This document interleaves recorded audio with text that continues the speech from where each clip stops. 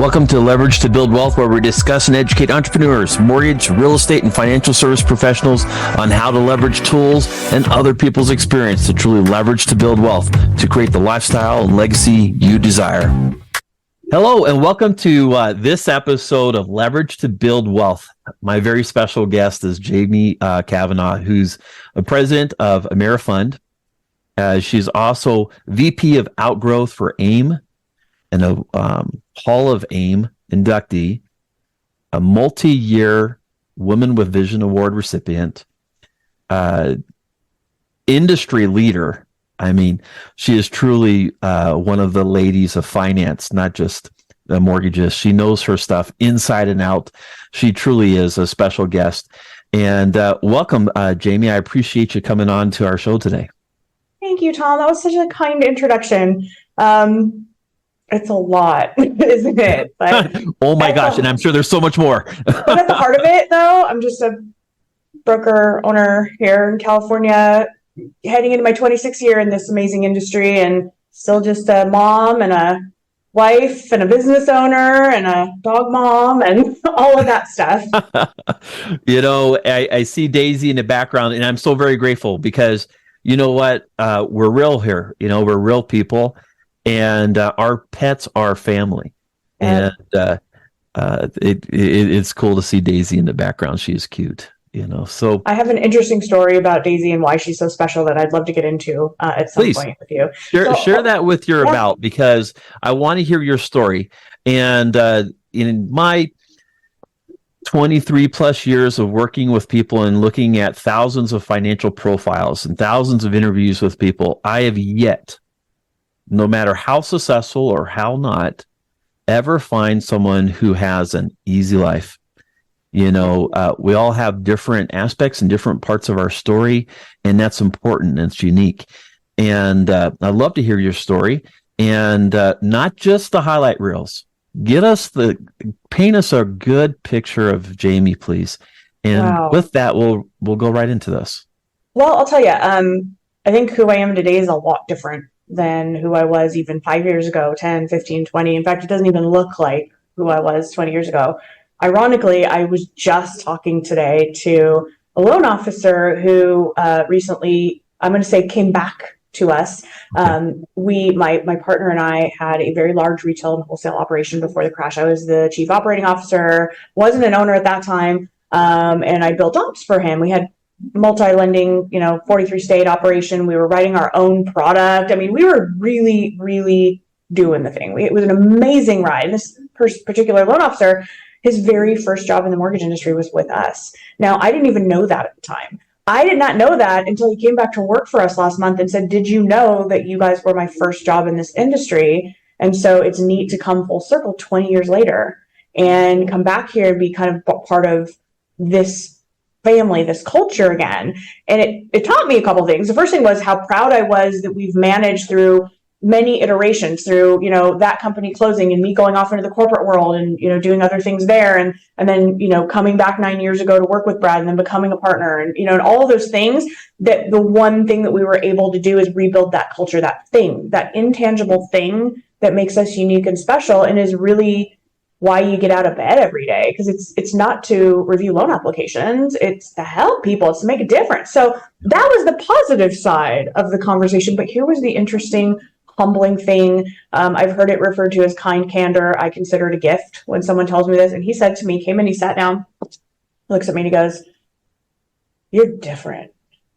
And I said, "Well, yeah, definitely. I'm not afraid to say I'm 45 years old. I was in my, 20s in an executive C-level role in the 2000s, which was even more male dominated at that time. And I was young on top of it. And so finding a voice was very challenging, and not having the maturity to really understand how to navigate that properly. It's almost a fight. It was a fight. And it's interesting because I always credit my partner as being a person who, no matter what, it was the best person for the job, with no relation to anything with respect to backgrounds or any of that. And so he always gave me a seat at that table, and he empowered me to believe that I deserved that over time. But the thing that was the part that some people think I'm insane for sharing, but I don't mind it, is that he sat down and he said, I used to be afraid to come and talk to you. He said, your door was always closed and you're always busy. You had 100 people reporting to you. And, and on the occasion that I would need something, it just seemed like, you didn't have time, you're short, whatever. And I looked at him and I said, you are absolutely correct. I was kind of a jerk. I was a young leader. I was, we're talking coming up into the mortgage meltdown. It was stressful. We had hundreds of millions of dollars of loans on warehouse lines that we couldn't sell to Wall Street or that we were challenged with. We had hundreds of people working for us who had been with us for a decade, whose livelihoods depended upon us. I wasn't even 30 years old. So wow. Understanding that at that time in my life, the way that I processed stress, tension, difficulty was to just don't bother me because I'm stressed and I've got to figure out whatever this challenge is that's in front of me. And so now he sees me, I'm a mom. I have a daughter, she'll be 10 in a couple of weeks. Started a little later, in life in that regard. And didn't ever think I would be a mom because I was a total workaholic. I was the epitome of, that, cold, impersonable, too busy, too important, too whatever I thought that I was at that time in my life and in my career. Well, to be fair, in that time frame, busy meant success. That is true. And success didn't really feel comfortable for me as a 26-year-old COO. Where's the book to learn how to do that, when you're at that age? No book, and you know it because you've been in the working business world for decades like I have. Yeah. So obviously the meltdown, the crash happened, and I had to stand in front of a company full of people I cared for and tell them that we were done. And that was incredible. But the more incredible part was that I was about to divorce on top of that. And so not only was my career about to kind of get flipped on its head, so was my life. And so I like to say that life, served me up a helping of humility back then. And I am grateful for that, because the last thing that I ever want to be is cold or scary or unapproachable. And over time, probably greatly in part due to being a mom. And when you are a parent, things are you see things so much differently. It's not even about you anymore. And there's a little bit of a relief in that. Like, it's not about me. It can't be about me anymore. And that's good. It also causes you to examine who you are and how you treat others. And so a good decade plus ago, I recognized those things that I didn't believe to be qualities that I really wanted to exhibit to other people. And I really started to do some serious work. That means reading. That means, fueling your body with the right stuff. That means asking yourself some hard questions and deciding who you want to be, and then figuring out how you need to change your behavior and build new habits in order to do that. And I did it, and Lord knows I am so far from perfect. The list of faults is a mile long, and my list of my own is probably longer than anybody's, but he came in and he shared that with me to tell me that is no longer how he sees me. And I thought that was such a gift, and it made me feel so good that the work I've done has been, impactful, that it makes a difference. And so when you think about the journey that I've been on for 26 years in this business, on a very personal level, this industry, through its very hard lessons, through knocking you down and testing whether you're going to get back up again and how quickly and how fast you're going to move forward, it really has kind of shaped me in a lot of ways. And I owe those dark times, those hard times, those times when everything felt uncertain and uneven, to the lessons that I took from those. And I hope, I believe, I pray that it makes me a better leader and a better person today, because I've got self-awareness, which I think is a huge thing. So very interesting thing that happened just in the last few days. And that was kind of what came to my mind as soon as you asked me. That's important. Thank you. And go ahead and let's share that story about Daisy.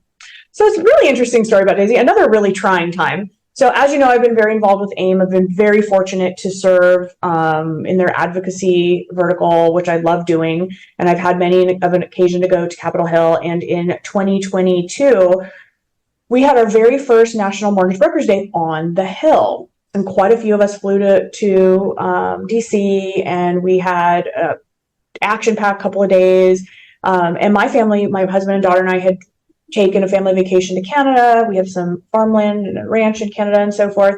And so we had it worked out that we would both go to the airport. My husband and daughter would fly back to LA, and I would fly straight to DC after our vacation.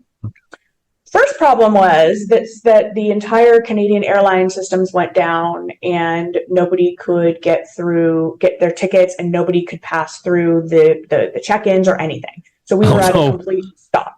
So we are at this airport. Both of our flights depart within 10 minutes of one another in totally different terminals. And none of us, and I'm talking hundreds of people in this airport, can get through TSA. None of us can do anything, and nobody at the airport can help us because everybody's flight is urgent. So they're not going to push one person in front of you. It's incredibly stressful. Both of us, I make my flight, he misses his. My flight's late, and therefore my connection is missed. I'm rerouted somewhere else, and let's just suffice it to say that by the time I roll into DC, it's 10 hours later than I was supposed to be. It's very late at night. I'm exhausted, and I can't believe it. And I have to wake up the next day, and we have to go and have meetings. You're probably cranky, all that hungry. But I will tell you something else that's really cool about our industry, and that is that my friends knew that. And when I walked into the lobby of the hotel, there they were in the lobby in a group waiting for me to give me a big hug and say, "You've had a crappy day. We are so glad you're here." And that is another gift that this industry has given me. So we go on and we do our thing. The next day, we get up, we do our we do some meetings on the Hill, we do some other stuff, and I'm supposed to help host this mixer that we're having. We're inviting some dignitaries and so forth. And so I'm all mic'd up and I'm getting ready to go. My cell phone rings, and it's the person that watches my dog. I had an English bulldog. Her name is Penny, and she was 4.5 years old. And she says to me, "Who's your vet?" Oh no. And, it's, I give her a name.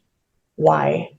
"Well, something's wrong with Penny. She doesn't seem like she's breathing very well." And I'm like, just go. Just drive her there, whatever. I'll call the vet. I'll give him my credit card. So I'm doing all this. All this is happening. And the camera's getting ready to start rolling pretty soon. And we're in final, we don't know what we're going to do next. I call the vet. They're pulling in. The vet's like, "We don't know yet. We've got to assess the situation." 10 minutes later, the vet calls me back, and I pick up the phone, and she tells me that my dog died. She tells me that my dog, we don't know if it was heat stroke or just heart issues or what. My 4.5-year-old English bulldog, my beautiful Penny, was gone. I had to call my husband and daughter from across the country to tell them that they couldn't go pick our dog up from the dog sitter. And by the way, had their flight not been delayed, they would have picked the dog up the night before. But they couldn't because the flight was delayed. And so I had to tell my husband, who had to tell my daughter, and she's crying, and I'm not there. And my friends, again, my broker friends, they're right there. They see what's happening. I've got hands on me. I've got a cup of water. I've got a nap. Right there. My good friend Michelle Dugan is like, "I got you. Mic me up. I'm going to take over. Go." Booked a flight home. Inclement weather hit as I was in the Uber on the way to the airport, and I was stuck on a floor in the DC airport for 6 hours. There weren't even seats available anymore in the airport. Oh my God. It was so crowded. By the time I got home, it was 3:00 in the morning. My husband and daughter's luggage had been lost on its way from Canada to America. Our refrigerator and freezer had died in our garage during the time that we were gone, and they returned home with no luggage to a refrigerator that had broken down. It was to the point that a couple of my friends said, "You need to burn some sage or something around you, because what in the world is happening?" Yeah. We go through all this. We process all this. How does this lead to Daisy? Well, here's how it leads to Daisy. We needed time. We knew that we wanted, a dog again because our home felt so empty. And my husband was looking around, and he saw these puppies in Ohio, and these puppies were just absolutely adorable, half French bulldog, half Boston Terrier. And he's like, "Look at this little dog, Daisy. Look at Daisy." I said, "I don't know if we're ready. I just don't know." Well, he pulled the trigger, of course. And so now I'm back on the road again. I've got to get to Amplify in Dallas, Texas. I'm going to Amplify. Renee Rodriguez, amazing, life-changing experience on the side note.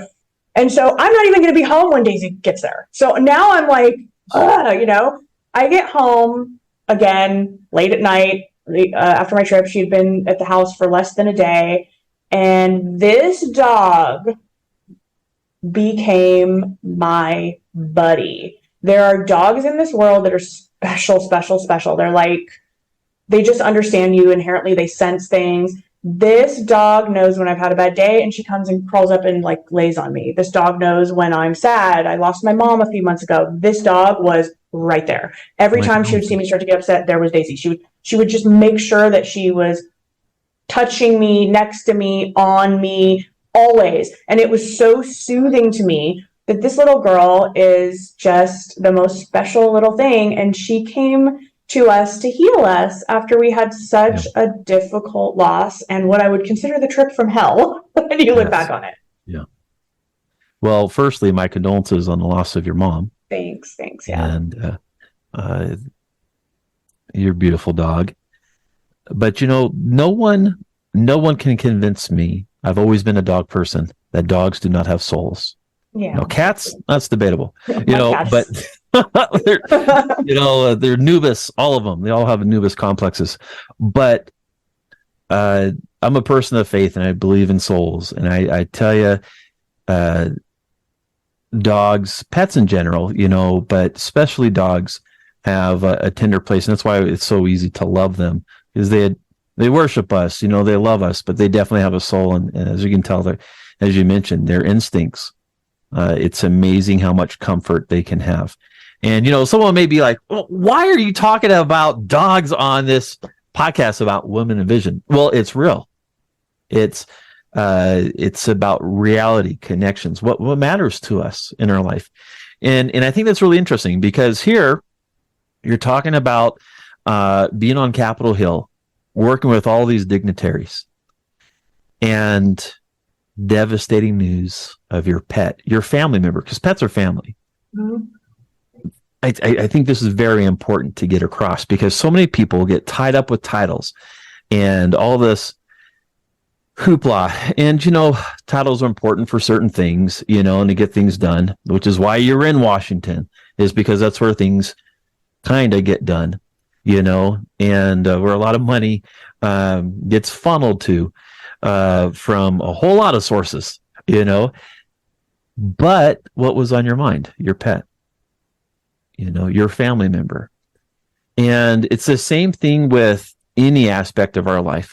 Our values will always be foremost in our life. Yep. And you have a very incredible reputation in the industry. You're to say industry leader just sounds like a played out phrase, but it's true, and you truly are a woman with vision. And it's interesting is because your peers see this so easily.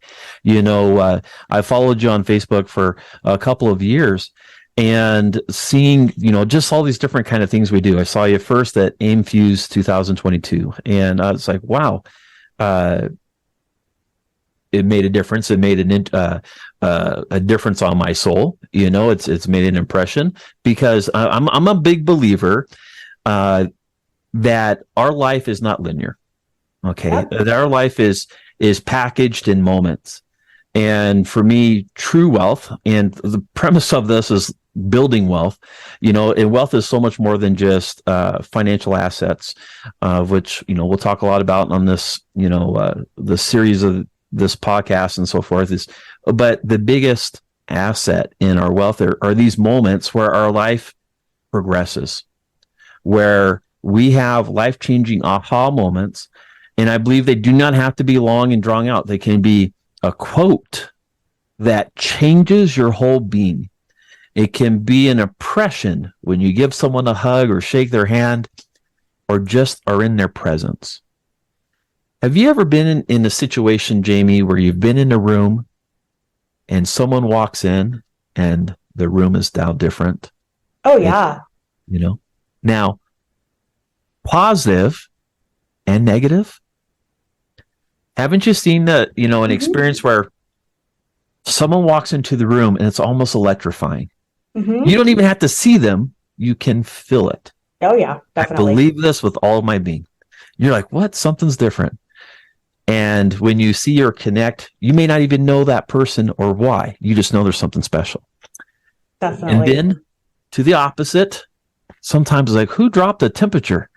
Mm-hmm. And like a black hole, cancer-filled feeling can come in. And you're like, wow.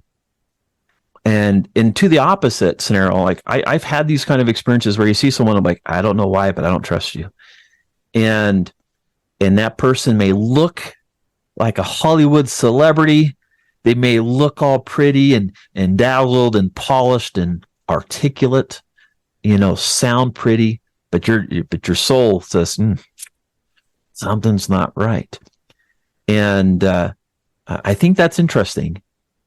And whenever I saw you on stage, it was one of those positive things, and when you see it, you have that light about you. And I think that's something that's important. And that's a vital, true part of a true leader that has a way of impacting people for good. With that being said, you truly are a trailblazer in the broker community. You've broken glass ceilings, multiple ones. Now, being a fellow Gen Xer, I don't know, raised so much that for me not to look at that, there's this, for me, it's a person of vision, because I'm just, I'm not going to say indoctrinated, just so used to that.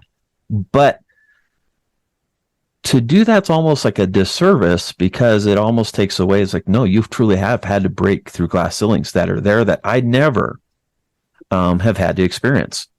And so can you talk a little bit about your journey and to breaking these kind of glass ceilings and how that's helped you, and maybe some tips to others, especially females who are coming into an industry that's traditionally dominated by white males in their 50s and saying, no, we're different, we're special. Can you talk about that? Sure. I mean, I'll tell you that when it was happening, I didn't even know it. I didn't recognize it. I didn't realize that this was an age thing, a gender thing, an anything thing. I just thought I was young. I was afraid and I wasn't comfortable in my own skin. So I didn't have a voice and I didn't even want to fight to have one initially. And then it started to become about listening to the things that were going on in the boardrooms around me and going, I know the answer to that. Everyone's belaboring this point and debating and trying to come to this conclusion, but I have it. Sitting in boardrooms with very large corporations in which I was tasked to bring the data to the executives and then sit in the corner while they all digested it and discussed it. And it was like, finally, I just started speaking up. I couldn't stop myself because I had the answer. I was sitting there with the answer and I'm like, I'm just going to say it and I might get fired and that's okay. But I didn't. Initially I was rolled right over and they ignored me and pretended like I didn't speak. But over time, wait a minute, she does have the answer. Wait a minute, maybe she should be at this table. Wait a minute, we should ask her what she thinks before we make a final decision. Very slow process. Now I've got the voice. Well, what the heck do I do with it? And how do I feel comfortable using it? As recently as 2020, I had my first opportunity to be on stage actually at an EPM event. And then I got an award then for, I think it was like the most valuable broker was what they named it at the time. And I remember getting up there feeling nervous. Before I got on the stage, I actually went into the hall and was taking deep breaths because I was so nervous. And then getting off the stage and getting this award and walking away feeling questioning whether I deserved it. That's the kind of stuff that goes on in people's minds. That's the stuff that they don't talk about. Those are not the bullet points on the bio. Those are not the LinkedIn headlines. But those are the things that people really deal with when they are evolving in their careers as a leader. And the first thing you have to do is believe you should have a voice. The second thing you need to do is get comfortable using it. And only then can you decide what it is you want to say and what kind of difference you want to make. And so what I tell women every day is, and men, and anybody that has ever felt marginalized, unheard, invisible, and I don't care what you look like or where you come from, everybody has experienced it in some way, shape, or form, Yes. is walk into the room and expect the respect. Don't ask for it. Expect it. Expecting the respect doesn't mean being disrespectful to other people. It means that you believe you deserve it. And if you believe you deserve it, most of the time, going back to your point about the energy you bring into a room, Yes. the people in the room are going to take your cues. And when we talk about the power of influence and we talk about leadership, we talk about all these things. Yes, there are people that walk into a room and light it up, and there are people that walk into a room and take the wind out of it. But I would argue that those people are equally powerful. Yes. But through their life experiences or their choices or their hurt or whatever it is that has brought them to this place, they don't light up the room. Instead, they bring their pain into the room and they bring the room down. And I truly hope that people that are struggling with something that makes them not walk into a room and use their influence and their power and their gift to do something positive, I hope that they can heal from that. I hope they can look at themselves and ask themselves why, because it is a gift. It is a gift and a responsibility to walk into a room and change the energy. And we have to decide the kind of energy that we want to change it into. And for me personally, I don't care what kind of day I'm having. I'm not going to bring somebody down. Okay, Jamie, you just hit the gold mine, the vein there, choice. Yep. I love that because that is truly the reality of it. It's for me, it's like money. Money is neither good nor bad. It's just a tool. Yep. But what you use it for, how you use it, how you incorporate, how you grow it, how you shrink it, how you make things better or worse, because you can use money to make things bad, right? It's incredible, but I love the premise and that very underlining core part of that philosophy is that choice. And I believe in grace. I believe that people, everybody. So here's the thing. You can't have success without stress, and you can't have failure without stress. Stress is an interesting thing. And I don't believe that stress creates a personality, but I do believe it magnifies. Yep, it amplifies it for sure. If someone's not, I don't want to sound crass, but if someone's an asshole, they're going to be a bigger asshole with more money. Yep. If they're generous, they're going to be more generous when they have more money. Fact. And it's the same thing with power, and they're not necessarily the same, but money does bring power, but they're not coexistent, they can be mutually exclusive, certainly. But that same thought, is that it's magnified. And what I found is to be interesting is when, and you brought this up a little bit, is when someone's hurt from something else and stress comes. No matter what that stressor is, it's going to find any kind of struggle that's there. Now, here's what's interesting. We may think we have that stuff locked down, hidden in a prison of our own mind. But when stress comes, real stress comes, it unlocks it. Mm-hmm. And what ends up happening is that new stressor, whatever that topic of the moment is, brings with it the other stuff. Mm-hmm. And it's amazing how whatever that stressor is now gets the full brunt of it. And I loved how you talked about earlier and thank you for your vulnerability about being a young executive and trying to figure out and trying to do what you thought at that time is what you needed to be. And it's amazing how stress just brings out all of these things. And none of us are immune to this. None. And part of true moving forward and true progress is realizing, wait a minute, I don't like the way I'm feeling. I don't like the way that this is. And that takes a level of maturity and self-realization to say, hey, I'm going to turn this tide. And thank you for sharing that, because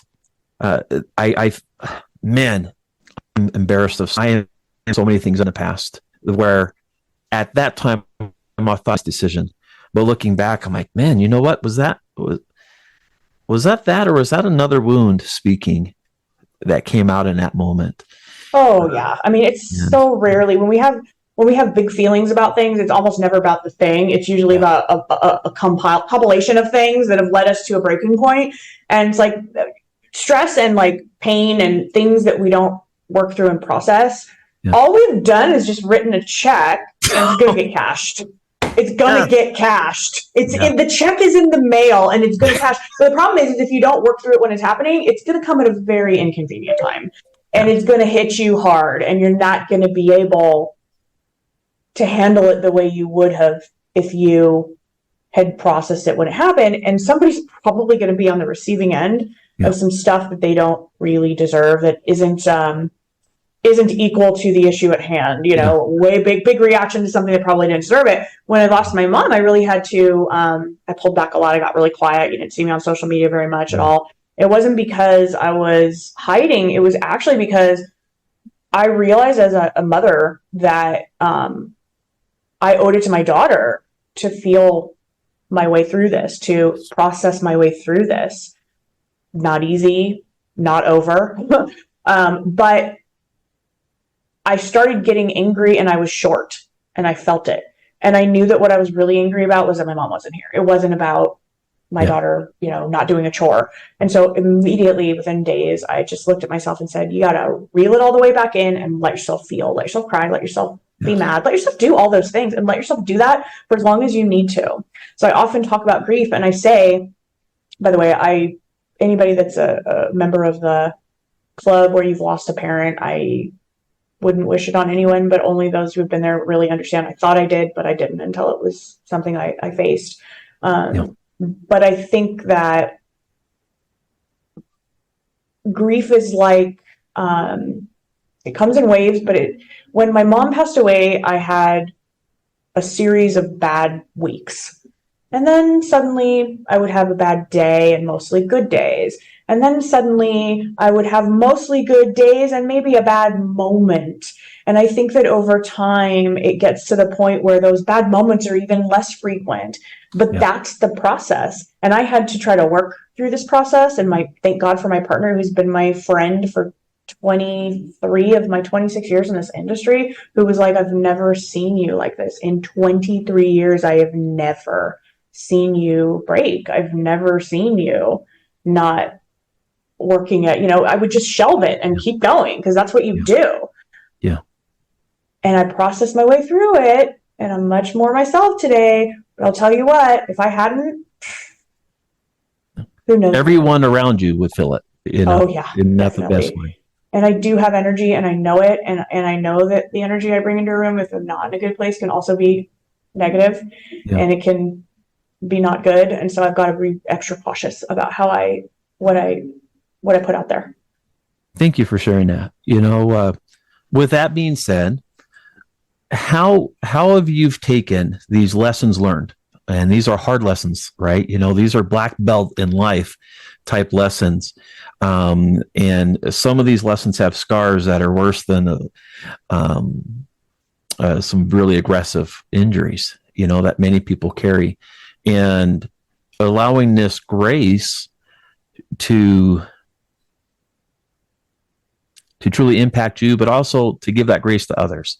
That's the lesson. How have you allowed this to help you be a visionary leader, to help you truly be a leader who empowers others, who's able to help not only move the mission of your organization forward, but do it in a way where you have a strong culture where people want to be part of that mission.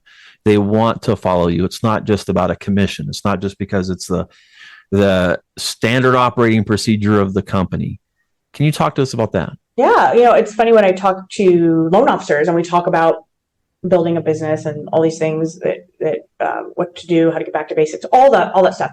I always say if you don't have a database and you're only selling rate, you're a commodity, and commodities are traded. I've said this very recently. Yeah. Well, the same thing goes for any kind of company or leadership position you're in, a culture you're trying to build. It's a commodity unless it's something that reaches people on a level where they feel seen and cared about. And I believe that no matter how large we get, having had a very large company, before with hundreds of people, and now being, not tiny, but not nearly that size, how do you make sure that everyone is valued and knows it? Yeah. Well, you start by having one-on-ones with the key people in your organization every week so that you know exactly where they are. And it's not just a business conversation. It's a how are you conversation. You can learn a lot about people from that. Yes. You have to check in with people from time to time. I tell the story of a person that came to work with me as a receptionist, worked her way over the years into a senior processing role. But before that, for 3 years, I kept asking her when she was ready to go into the senior processing role. And for 3 years, she said, not ready. I see what they go through. I don't want it. I'm happy supporting them, but I don't want a pipeline of my own. But I didn't stop asking. And there was a pivotal point where I asked again, and she said, I'm glad you asked. I've been thinking about it, and I think I'm ready. And she went on to have a very successful career as a senior processor and still is one today. Had I not asked the question, would she have gone somewhere else to get that opportunity? Would she have not believed in herself and not taken the risk? What would she have done? Who knows? Who knows? But it's important to ask. It's important to do less talking and more listening. It's important to ask questions that are more than surface level. It's important to know people's stories. And when you get to a size where you can't be the person to every other person in the organization, and by the way, I always will be, because I don't care. Anybody can call me anytime, and I always will be that way. But if you can't, then you have to have other leaders that you bring into your organization who are like-minded, who will treat your team the way you would. And that is how you build a culture. You build a culture by not accepting behavior that is poisonous to that culture, which shows your team members that you support them and that you walk the walk of what you preach. Yes. And you listen to the people you have and you value them. Thank you. That's truly important. I cannot think of any greater important role of a true leader. Now, this is different than managers, but a true leader than to really set the tone of the culture of the environment and what the standards are. And when I'm talking about standards, I'm not talking about just like performance standards. I'm talking about mindset. This is what we represent. Now, a lot of people want to represent different things, and that's totally fine. And I applaud and I appreciate the diversity of that. But you should know as a leader what you stand for, what you tolerate, and definitely what you don't tolerate as well.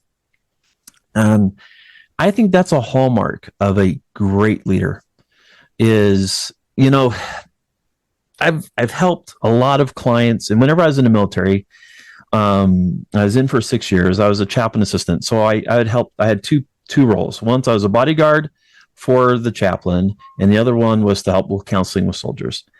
And working with soldiers and their struggles and what causes those struggles and how that bleeds and carries into every aspect of their life, marriages and so forth, and seeing how those stresses impact. One of the things I talk to people, about standards is it's one thing to know what you want, but maturity in life has a way of also teaching you what you don't want.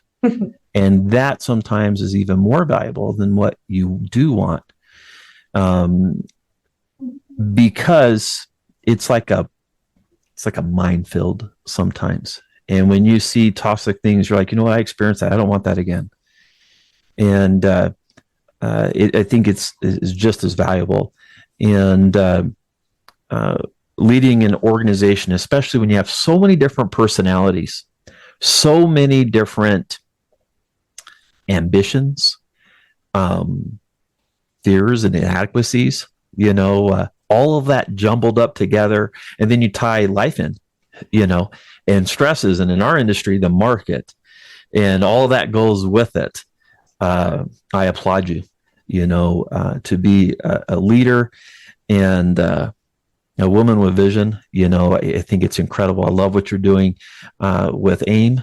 I've read your article that you sent out the other day, about getting back to basics. Yeah. And that is so true, and it resonates. And I think that's a big theme for 2024. When I was speaking with Christine earlier today, is just like, a lot of companies have strayed from that, and because we're living big for a while, and now it's like, hey, how are we going to deal with 2024? And it's interesting, and I do feel that the best is yet ahead of us. I do believe that there is so much opportunity, and with great leaders like you at the helm, Jamie, it's wonderful. I'm sure that your associates, your friends, your colleagues, the people who work with you and are part of Amerifund are very blessed to have you as a leader. Now, if you can give us our final remarks and what you would give as advice for anybody, but specifically to the topic of women with vision, what final point would you give as far as how to be successful in 2024 and in their career if they were starting new? I would say that I've always said that no matter where the market is, you can't stop doing the things that are going to continue to cultivate your business. And so even for those who didn't, I know that you're out there. We've all been guilty of it. It's not too late. Right now, you need to be laying the groundwork, because I do believe that 2024 is our comeback year, and I do believe that there's opportunity. It's already here, and it's only going to get greater.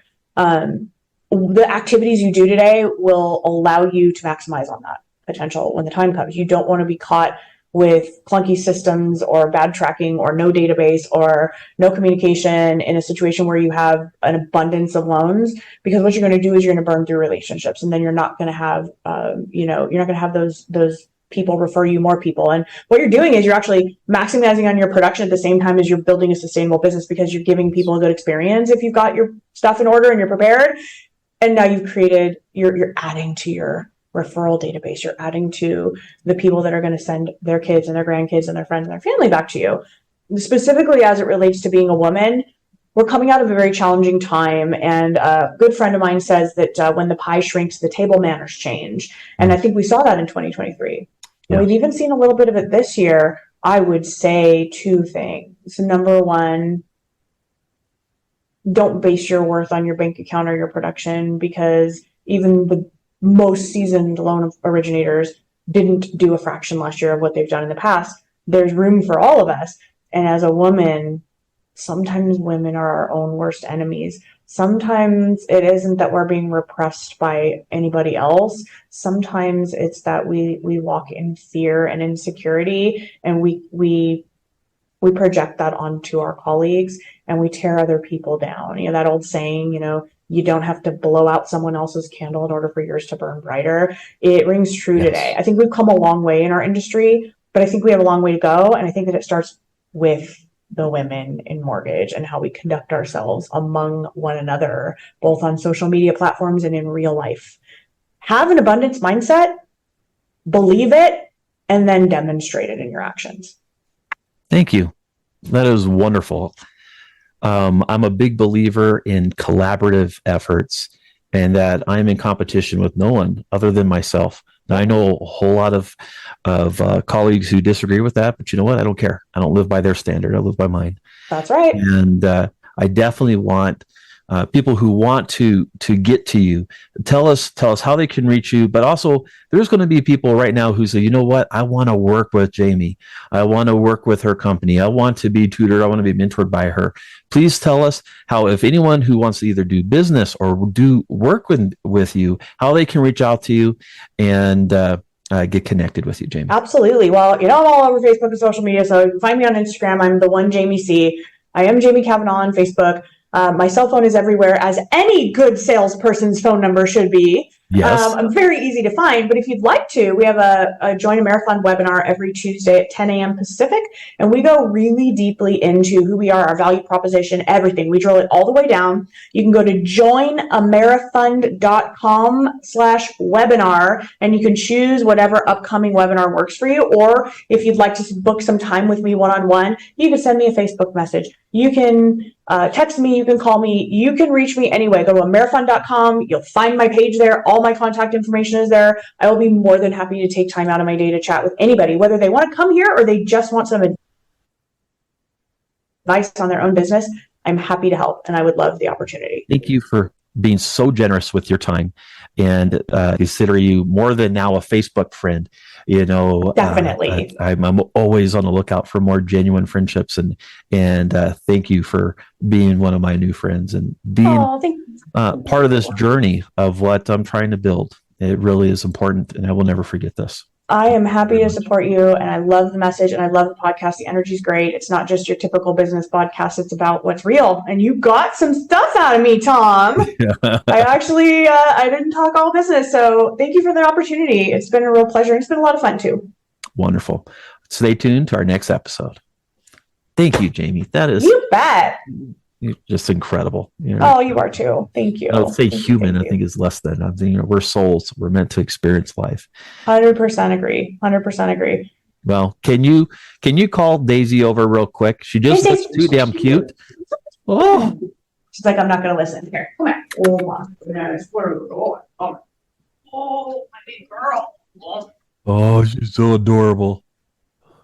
Oh, I love that smoky color. Oh, that's gorgeous. It's a gorgeous coat. She is such a special girl. Like just a little love. She's like, okay, Mom. I have a husky. She's not in the office right now, but she's my service dog, and I love her. Now I'm in Idaho right now, and so she's cool. She's loving this damn snow. I'm not. I'm from Arizona. I'm an Arizona native, a desert rat. This is my first year here, and after a podcast I was doing earlier today, I'm like, I got to get some lunch because my wife's sick. I got to go get out something. And I didn't know it was snowing. And it went up to 6 inches of snow and snowflakes that are $0.25 to $half size. I'm like, what in the hell is this? It's like my husband grew up, he spent a lot of his time in West Jordan, Utah when he was growing up in his elementary years. And he's like, babe, you don't understand snow. I know you want to move to our property in Canada, but you haven't been through a winter in Canada. Our family are sending us negative 30-degree weather, reports. It's like, it's a different world. I remember going to Mammoth with him when we were newly engaged, and I walked out of the hotel in a pair of jeans, and he's like, you don't understand. It was so bone-chillingly cold that I realized why people wear long johns and layers, and it was like, this is not even funny. So we've established I'm probably not a person that will live in the snow, at least not full-time. That's so funny because I'm actually planning on moving to Logan, Utah in about 6 months or so. Fun! And as I was walking, I was just going outside, and I open up the door, and I see all the snow coming down. I'm like, nope, just shut the door and walk back into my basement because where my office is in the basement. And I'm like piling all these clothes, these gigantic, thick, wool-lined gloves and stuff. And I'm like, all right, honey, I gotta go back out, but I'm not going to freeze my butt off. So we're in California, right? So my daughter's school for 3 days has texted us, due to the cold weather, we will be dropping the children off in the classrooms. It's like 43. My friends in Delaware and Mississippi, and my buddy Mike Cox in Wisconsin, his furnace went out last night and it's negative 20. And he's looking at me like, what is wrong with people in California? You guys don't even know what weather is. I'd be in flip-flops and a tank top in 40-degree weather. It's crazy. Yes. It's interesting as I'm driving on 6 inches worth of snow. Idaho, I don't know. Again, I'm new here. I've only been here for like 6 months, but they're like, no way in hell you're getting a snow day. Yeah, get your ass out to Idaho work. Does get not to school. Stuff. No, Idaho. My two good friends of mine. He's a retired police detective, and she's a retired nurse. They retired to, I believe it's Priest River in Idaho. Not far. It's in Idaho. They love it there, but it's no joke. And they lived in California, so nobody cancels anything. Yeah. Meanwhile, in some of the other states my other broker friends live in, it gets a tiny bit of snow and everything's closed. And so you just don't know how it's going to be depending on where you are, right? And how the community is. Yes. Hey, you're wonderful. Thank you. Oh, thank you so much. Thank you. Really enjoyed this. Tom warned me. Tom Van Cusa warned me. He's like, he's not going to ask you business. He's gonna get stuff out of you. All right. You know what? That's a badge of honor because I believe we're souls meant to have a human experience. Absolutely. It's what matters. Yeah. All right. Well, God bless you, Jamie. Yes, Thank you so very too. much. Thank you for watching and listening in to today's episode. Please like, share, and subscribe so we can strengthen our mission and get the message out to others on how to leverage to build wealth. Who's next?